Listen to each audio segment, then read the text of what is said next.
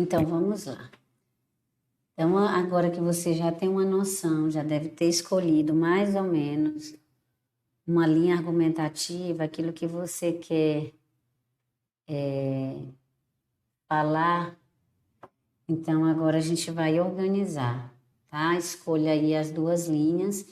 E aí, agora a gente vai para os repertórios. Depois que você define se você vai colocar aí um dos pontos, a questão dos estereótipos, né?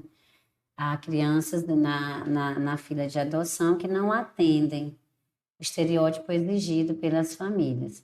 A gente pode usar aí também como repertório, além daqueles dados, o artigo 227 da Constituição Federal de 1988, que diz que é devido à família, da sociedade, do Estado, assegurar à criança e ao adolescente, com absoluta prioridade, o direito à saúde, à alimentação, à cultura, à dignidade, ao respeito, à liberdade. E olha o que a gente vai retirar no tema desse: a convivência familiar e comunitária, além de colocá-los a salvo de toda forma de negligência, discriminação, exploração, violência, crueldade e opressão. Então, quando a gente entende isso, toda criança tem que ter um lar, tem que ter uma família, ela tem que ter cuidados. E quando isso não é mantido, a dignidade dessa criança não é mantida, isso é um problema. Coloquei aqui algumas máximas, algumas citações do Oscar Wilde, que diz que a melhor maneira de tornar as crianças boas é torná-las felizes. E muitas dessas crianças, né, muitas crianças vivem em abrigo, infelizes, expostos, né, a mais perigos. Só é possível ensinar uma criança a amar amando, né? O Goethe diz isso, João Goethe. E como que dentro de um abrigo, essa criança vai se sentir amada, abandonada lá dentro, sem família, sem pai, sem mãe. Então, a gente precisa pensar a respeito disso. O prazer de fazer o bem é maior do que recebê-lo. Filósofo grego Epicuro fala dessa questão, né, do estereótipo. A gente pode fazer um contraponto contra o estereótipo. É mais importante eu adotar, trazer essa criança para dentro da minha casa, amá-la da forma como ela é, tá? Porque aí eu estou fazendo bem. Estou fazendo bem sem esperar nada em troca e sem colocar aí empecilhos para que isso aconteça, como o caso dos estereótipos. Depois você vai pensar em outras sugestões. Você pode pensar aí num filme que fale de adoção, num contexto histórico. Pense aí se na história você pode contextualizar aí a respeito de como era o processo de adoção de antigamente. A arte, se você tem alguma arte, pintura, escultura, que remeta a essa questão da adoção. Na literatura, se a gente tem algum livro que retrata essa questão da adoção, a gente pode usar aí Capitães de Areia, né? Falar aí desses meninos que vivem na rua abandonados. A lei, que eu já falei lá na frente, você tem, né? Você também pode utilizar essa lei que ampara a Constituição Federal, como foi mostrado. Música, se você conhece alguma música, um verso de uma música que você possa utilizar nesse tema, fique atento. Geografia, história, a linguagem no geral, o que é que você tem? A série que você assistiu, que é repertório, evidências, exemplo, noticiários, que você puder utilizar, anote, pelo amor de Deus, anote tudo no caderno, para que no dia da prova você se lembre disso, tá? Coloquei aqui também uma animação, que é meu malvado favorito, né? Que mostra Gru, que prefere ser visto como um super vilão e que causa muito pavor para as pessoas ao seu redor. Contudo, tudo muda quando ele se vê numa situação tanto inusitada, né? Ser pai adotivo das irmãs Margot, Agnes e Edith. Então, você vai mostrando, você pode iniciar falando disso, né? Como ele adotou, como essas crianças foram colocadas e ele no começo com certa resistência, mas passou a ser cativado, né, e gostar dessas três irmãs. É um fato que é raro no Brasil, porque geralmente quem adota só quer um, separaria as três irmãs e ele ficou com as três.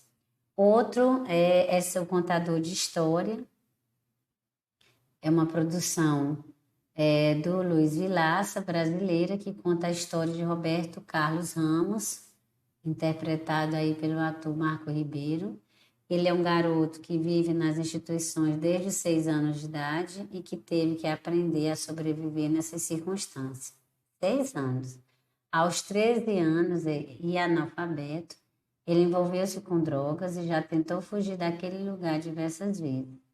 Embora muitos o considerem um jovem sem salvação, ele recebe uma visita da psicóloga francesa Marguerite Duras, interpretada pela atriz Maria de Medeiros, e ela, com todo carinho, conquista seu espaço no coração daquele garoto e auxilia no processo de aprendizagem e recuperação.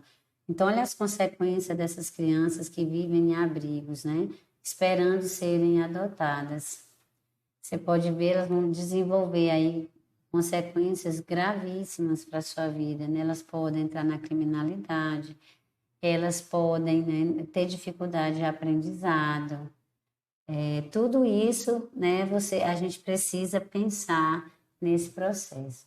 O outro, eu trouxe o livro Filho é Filho, da Mariana Moradas e Bruna Lumbambo, que fala que todos os bebês nascem da barriga de alguém. Alguns vão para o colo dessa mesma barriga, outros não.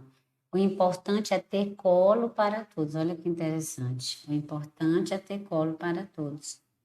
Mas, infelizmente, no Brasil, a gente aí percebe que há uma dificuldade, né, um entrave, um desafio à adoção de crianças e adolescentes, uma vez que você percebe-se que não só o estereótipo é exigido por alguns adotantes, mas também, como também a morosidade, olha aí, já estou montando aí uma introdução, a morosidade da justiça contribui aí para que esse problema não seja resolvido.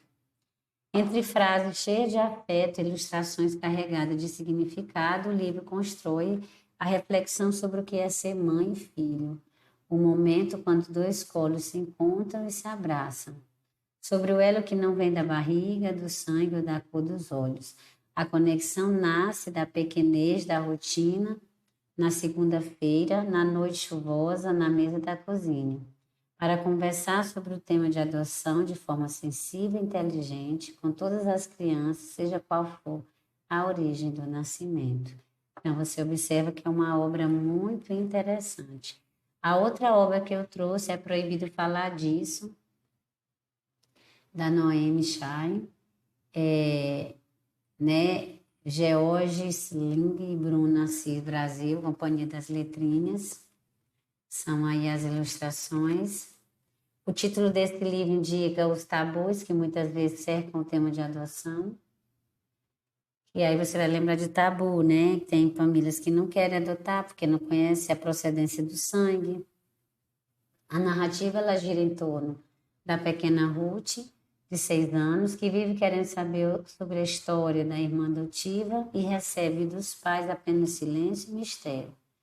Então, com a ajuda do amigo Dude, ela consegue ultrapassar o muro colocado entre ela e esse tema e entender que a história da irmã e sua família original marcou a sua própria história de uma forma que ela nunca poderia esperar. Uma narrativa de aventura e imaginação solta.